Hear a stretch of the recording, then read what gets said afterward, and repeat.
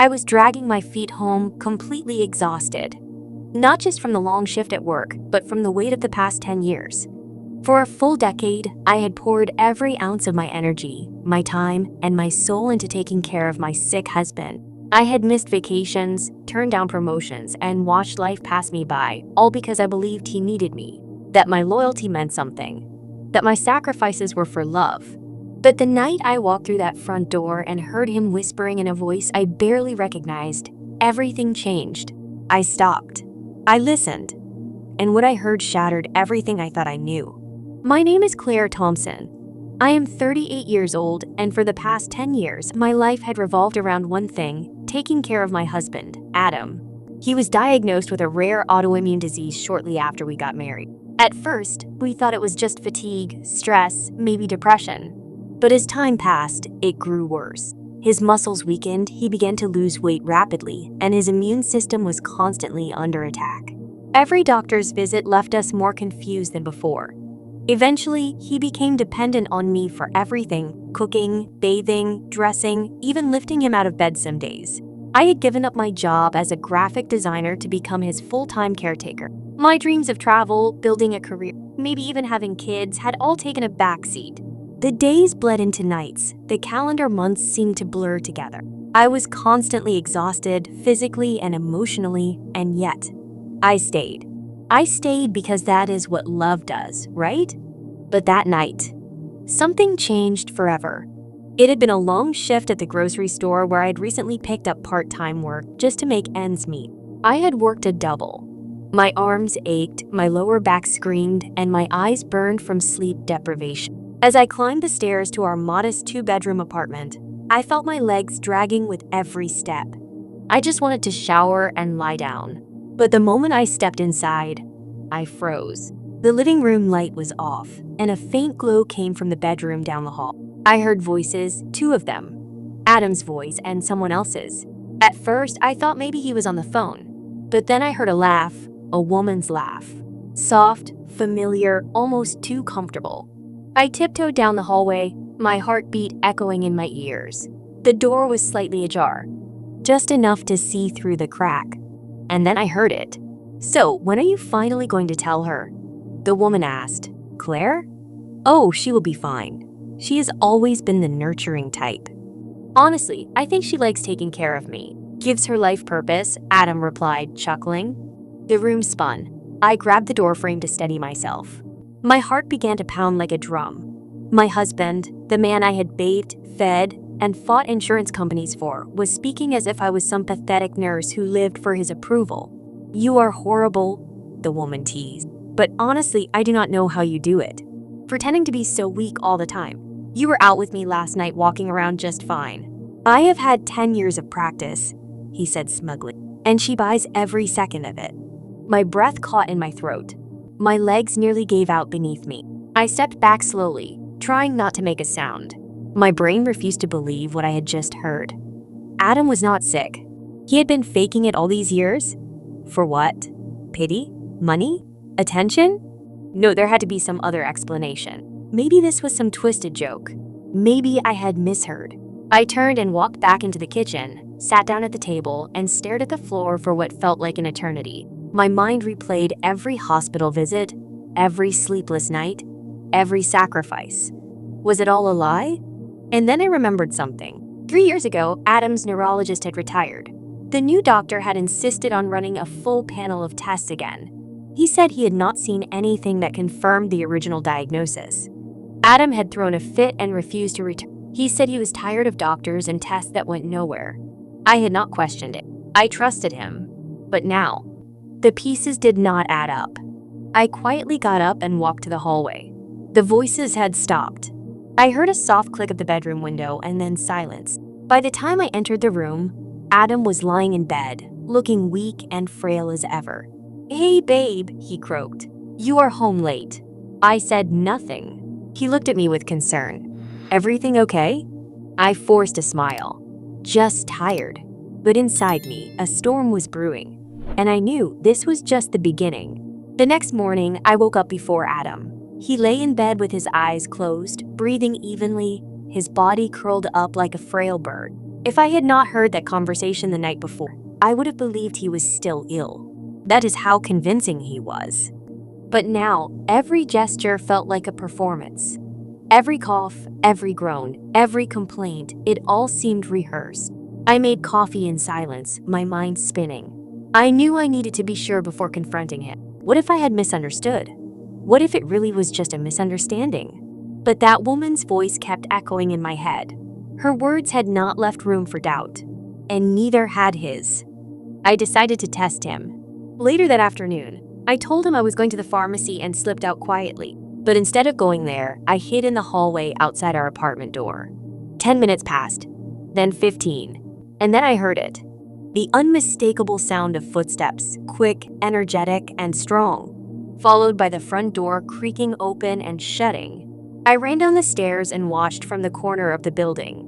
Adam was walking, practically skipping, down the street in jeans and a jacket with no cane, no limp, no hesitation. He crossed the road, looking around casually, and ducked into a black car parked nearby. My heart thudded in my ear. I waited until the car pulled away and followed on foot. It stopped 3 blocks down outside a trendy little cafe. And there she was, the same woman whose voice I had heard. Blonde, mid-30s, sharp cheekbones, expensive coat. She lit up when she saw him. He leaned down, kissed her on the lips, and laughed as he held the door open for her. I could not breathe. That night, I did not confront him. I needed more. I began digging.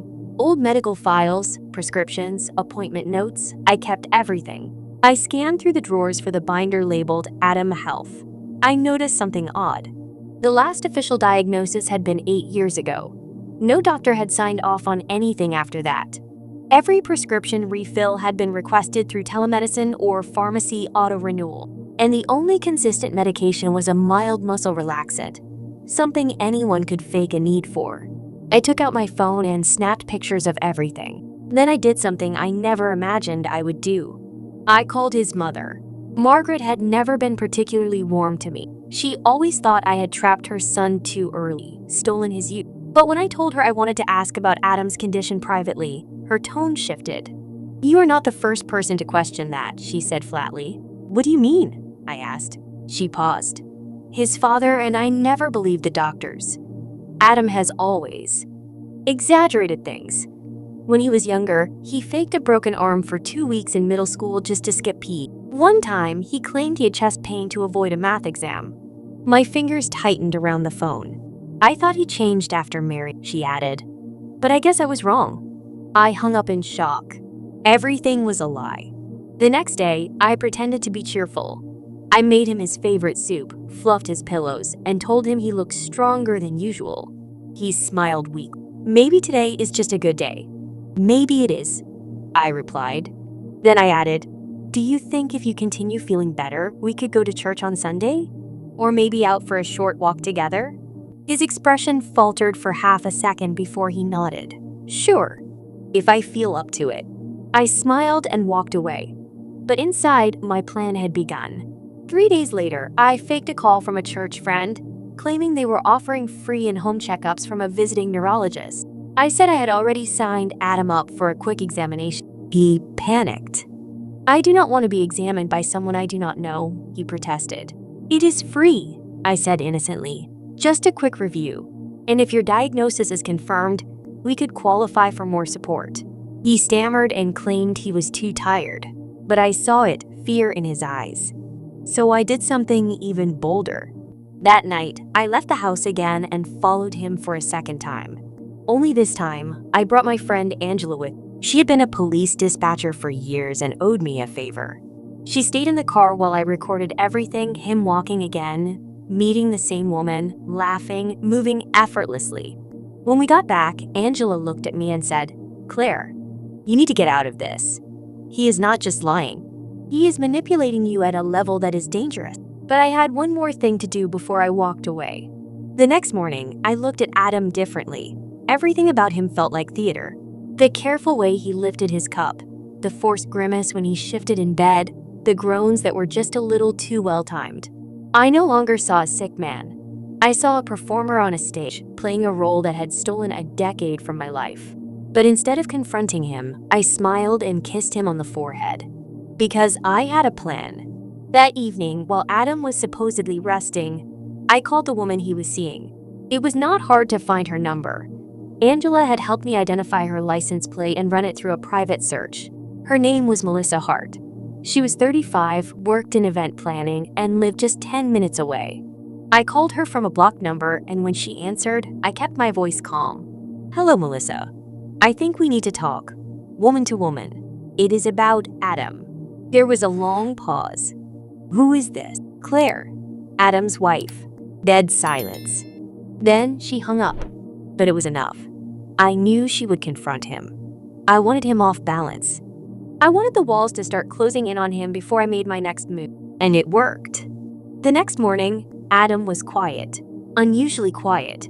He picked at his breakfast, barely spoke, and kept checking his phone. "Everything okay?" I asked sweetly. "Yeah, just tired," he muttered. That same afternoon, I slipped out again. But this time, not to follow him. I went to a lawyer. I explained everything. The fake illness. The secret relationship. The 10 years of deception and financial dependency. And I asked what options I had if I wanted to protect myself legally, just in case things got ugly. The lawyer, a sharp woman named Julie, leaned back in her chair and said, "Claire, you have a stronger case than you realize. You gave up your career. You supported him financially. If he was pretending to be ill while manipulating your life decisions, we can build a case for emotional fraud and spousal deception. But more importantly, do you have proof?" I slid my phone across the desk. Videos, photos, recordings, notes. Even the recording of the woman's voice from that first night. Julie raised an eyebrow. "You were thorough."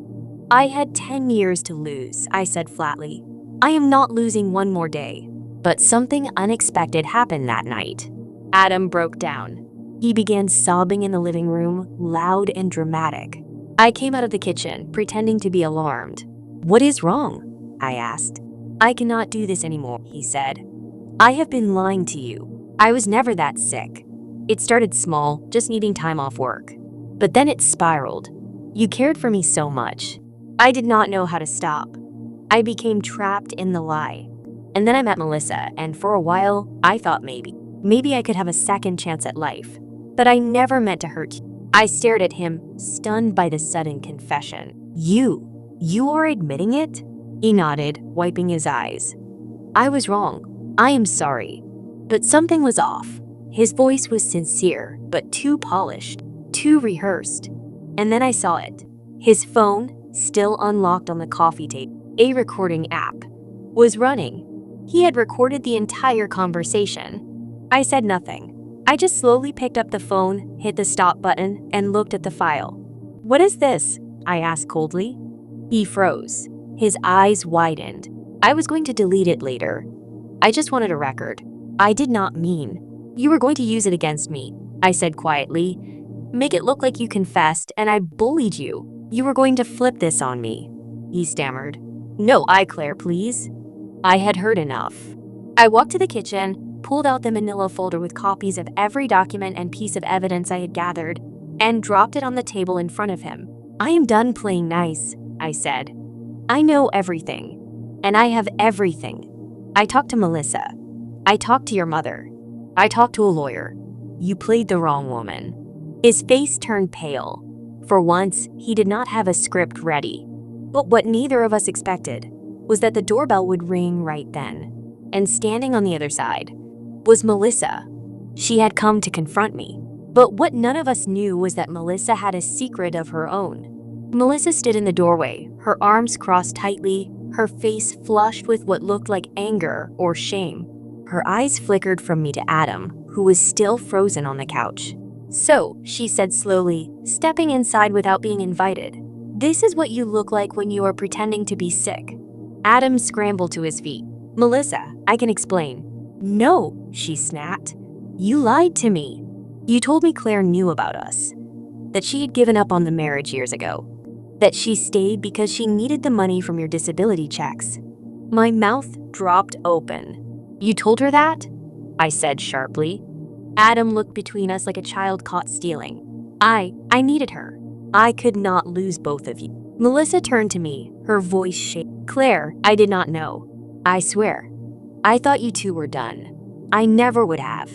I thought he was the victim. I could see it now. She was not just some side fling. She was manipulated too. And something about her expression told me that whatever she came to say, she had not expected to find me standing strong. She had expected a fragile, exhausted woman still living in denial. She sat down without asking. There is something else you need to know.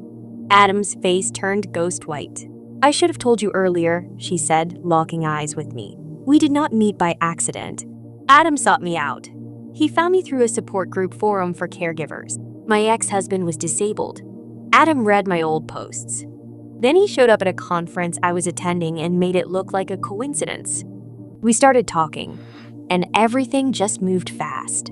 You were a target, I whispered. She nodded. And there is more. I do not know if he ever told you this, but he applied for a private settlement 5 years ago. He claimed he had become permanently disabled due to medical negligence from one of his early doctors. I thought you were in on it. My stomach turned. That money, where had it gone? Melissa reached into her purse and pulled out a flash drive. Here, emails, messages, even a copy of the settlement papers. He was planning to disappear with the money. Said you would be taken care of through a pension he was arranging, and he and I could start over somewhere new. Adam lunged at her, trying to grab the drive. You do not know what you are doing. I stepped between them, shoving him back. Do not touch her, I said. Do not even breathe near either of us. He stood there, chest heaving, his mask completely off now. No cane, no weakness, no excuses. Melissa handed me the flash drive and said, I am so sorry. I believed every lie he told me. But after I hung up on your call, I started looking through it. I realized he had been using both of us. For a brief moment, we just stared at each other. Two women, both lied to, both used, both furious. I turned to Adam. You are going to pack your things. Tonight.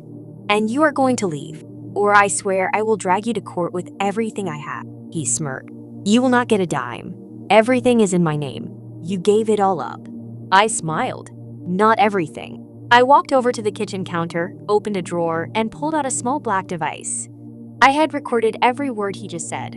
I had also filed for legal separation yesterday with Julie's help. The apartment? Leased in my name. The joint account?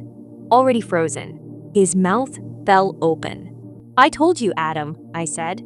You picked the wrong woman to manipulate. But before he could respond, there was a loud knock at the door. And when I opened it, a man in a black suit stood there holding a clipboard. Claire Thompson? Yes. I am with the Department of Insurance Fraud Investigation. We have received an anonymous tip regarding your husband, Adam Thompson. Adam's knees buckled. I looked back at Melissa. She shrugged. I told you I was done being you. Adam was taken in for questioning that very night. The man in the black suit introduced himself as Agent Parker. He was calm, methodical, and clearly not here for a casual chat. I stood back as they asked Adam to come with them for a few clarifications regarding the long-term disability benefits, the medical settlement, and discrepancies in his reported physical condition. He tried to fake another tremble in his leg as they let him out. Agent Parker stopped at the door and turned to me. Thank you for your cooperation. If you have anything else to share, now would be the time. Without a word, I handed over the flash drive Melissa had given me. Then I reached into my folder and pulled out my own copies of his records, the video evidence, and the transcript of his settlement claim. As the door closed behind them, the silence in the apartment was almost surreal. For the first time in 10 years, it was quiet, not the silence of exhaustion or resentment, but a clean, peaceful emptiness. I stood in the middle of the room, unsure whether to cry or scream or collapse. Instead, I just sat. Melissa stayed with me for a while. We did not say much, but eventually, as she stood to leave, she paused at the door. You should know something else, she said. He told me something once when he was drunk. Something about a woman before you. Said she almost figured him out too, but he got out before she exposed him. My skin crawled. Do you think this is something he has done before? Melissa nodded slowly. I think it is who he is. After she left, I called Julie, my lawyer. We set a court date to finalize the separation, and she began working on restitution for the money Adam had manipulated out of me, years of my income, retirement savings, even borrowed money I had spent trying to support his so-called treatments. But the twist that hit hardest came a week later. I received a letter in the mail from the Department of Insurance Fraud. It stated that, in addition to Adam's deceit, there had been a second bank account, one I had never seen. It had over $240,000 in it, all tied to Adam's settlement, social benefits, and monthly insurance stipends. The account was in both his and someone else's name, and that name was Margaret Thompson, his mother. The same woman who had acted cold and distant, who claimed she never trusted Adam's stories. She had been getting a cut all along. I sat there staring at the letter, shaking. She knew he was faking it. And instead of stopping him, she helped him. Or worse, maybe she had taught him. The betrayal felt like it had poisoned everything. Julie began working immediately to include Margaret in the investigation. It turned out she had been depositing the checks into the account and then transferring half to Adam in small, untraceable increments. They were laundering the money through her to avoid red flags. But the final twist came not from them, but from the investigator. A few days before the court hearing, Agent Parker called. "There is something else," he said. "Adam's medical fraud case may be bigger than just your situation. He used fake documents signed by a now-deceased doctor to apply for his initial claim. We believe this was premeditated. We are building a federal case." I asked what that meant for me. "You may be entitled to full financial restitution," he said. "But more importantly, you are not alone. You were his longest victim, but not his only one." At the hearing, Adam appeared via video from a holding facility. He looked different now, less charming, less smooth. The performance was gone. And for the first time, he saw me not as his caretaker, not as his wife, not as his emotional crutch, but as his opponent. The court ruled in my favor. I was awarded compensation for lost wages, mental distress, and fraud-related damages. The fake medical settlement fund would be reclaimed by the state, but part of it would go toward repaying victims, starting with me. But what mattered most was not the money. It was walking out of that courtroom, head held high, knowing I had survived something designed to break me. I returned home that night alone, but stronger than ever. The apartment no longer felt like a cage. It felt like a place I could rebuild. I started working again. I traveled.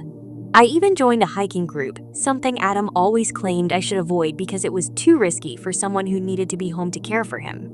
And one crisp Saturday morning, while standing at the edge of a forest trail, watching the sunrise behind the trees, I realized something. 10 years of my life were stolen. But I was still here. Still breathing. Still fighting. And this time, I was the one writing the script. Not him.